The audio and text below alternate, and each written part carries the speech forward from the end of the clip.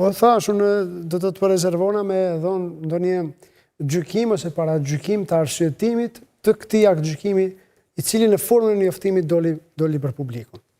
Por nuk e di se si do të zbatohet. Diskutojnë prapë kur del vendimi. Po, sigurisht jo, dhe jo vetëm kur del vendimi, por edhe kur të filloj zbatimi i tij. Unë kam frikën që mos pjesëmarrja e anëtarëve të jashtëm shpeshherë do të përkthehet në formën e shantazhit, sepse vendimarrja është komplekse, natyra e vendimeve dhe veprimtarisë së Këshillit është komplekse.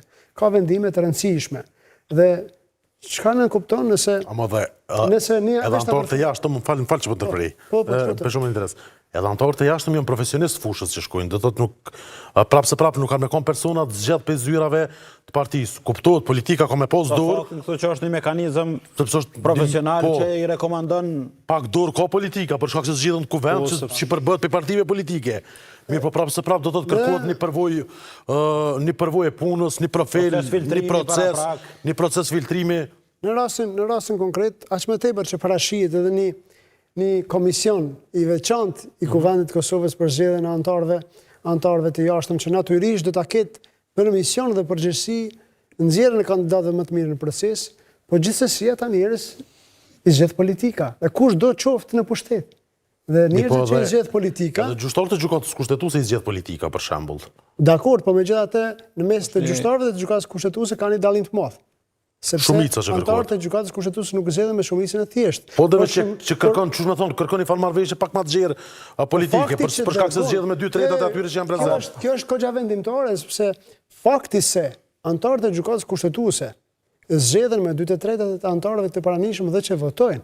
Pra në kupton, nga 120 deputet në sallë, 80 deputet duhet të votojnë për një kandidat. Dhe konsenzusi KPK-ja për shembull, KPK-ja do të ketë 4. Dhe konsenzusi për 4 do të thotë shantazhi më tepër ka mundësi që të vije nga shumica në këtë rast, që janë 4 sesa nga anëtarët e jashtëm që janë 3. Argumentin në kuptim të analogjisë që ngrite.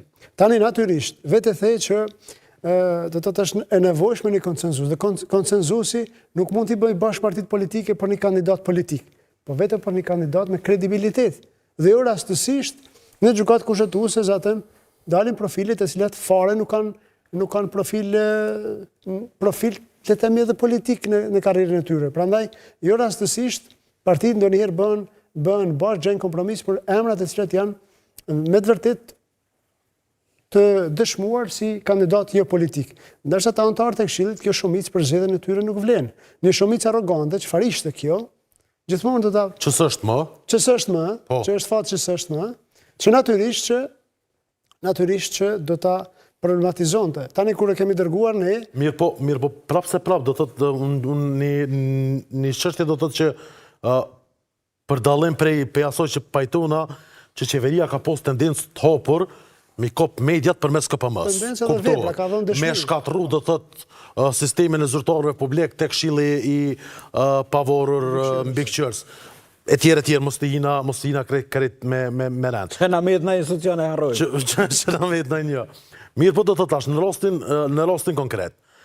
E para do të thotë nuk kemi zgjidhje tjetër. Cila është zgjidhja tjetër përpos se me e leju, me lullzu korporatizm brenda sistemit prokurorial të Kosovës. Unë e kuptoj që ndoshta ma profesionale do të ishte me e përjashtu politikën krejt dhe me thonë 7 anëtarë të shtatit i zgjedh sistemi prokurorial të Kosovës. Dikush që nuk i ngje rrethona se çysh funksionon sistemi drejtësisë, sistemi prokurorial, këto problemet që do thotë kur konstaton gjykata kushtetuese që tu ka shkel drejt anjet, sistemi ta ul pagën, po nuk largon, do thotë veç ta ul pagën për një periudhë të caktuar.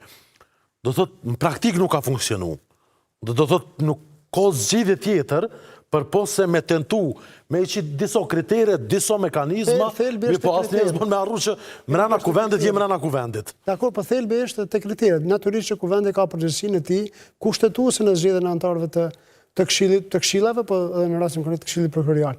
Mirë, po çështja është vendosja e kritereve mbi zotëruesen e për zgjedhjen e kandidatëve. Jo, do diskutojmë për kriteret, mirë, po edhe në të kaluamën kur është bërë ky ligj, është përcaktuar do thotë se 3 do t'i ketë që zgjidhen nga kuvendi, do thotë ligji që ende është fuqi derisa dekretohet i radhës. Edhe ato janë zgjedh nga kuvendi përmes një shumice Përmes disa kritereve. Përmes disa kritereve që kanë qenë ndoshta më tolta se sa tash, problemi ka qenë që ata kanë qenë shumë.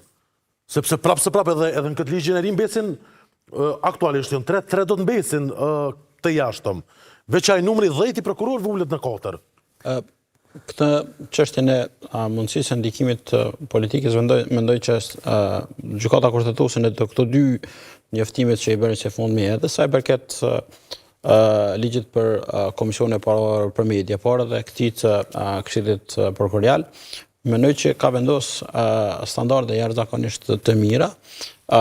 Për aq kohë sa jemi te ligji i parë, për shembull që kish thonë që është jo në rregull që të njëjtën çështje edhe komisionet përzgjedhëse, por edhe vendimarrja me qenë brenda kuvendit, fakti që te ligji për Këshillin Prokurorial janë vendos disa kritere, disa standarde të qarta dhe i ka konsideruar edhe gjykata që si të matshme, dhe fakti që kemi një përbërje, domethënë paraprake përkatësisht filtruese prej mekanizmave të kombinum edhe udhëhequr nga kryetari i kuvendit ose i autorizuar i tij edhe mekanizma të jashtëm, vlerësoj që në rrethana normale do duhej me rezultu me kandidat me integritet, për faktin se fillimisht gjykata e ka thënë faktin që pas vlerësimit të kritereve formale, domethënë kalohet në stadin tjetër atë të vlerësimit të integritetit dhe të shkatësive ose aftësime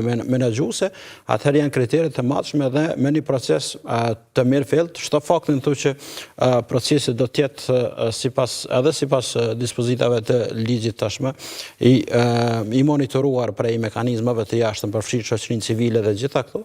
E garanton një proces edhe transparent, që natyrisht transparenca është parakusht që siguron proces me integritet, dhe unë duhet besoj që ky proces do të rezultoj me një këshill kompetent, me një këshill llogaridhënës dhe shumë më transparent se sa që kemi pa deri tash.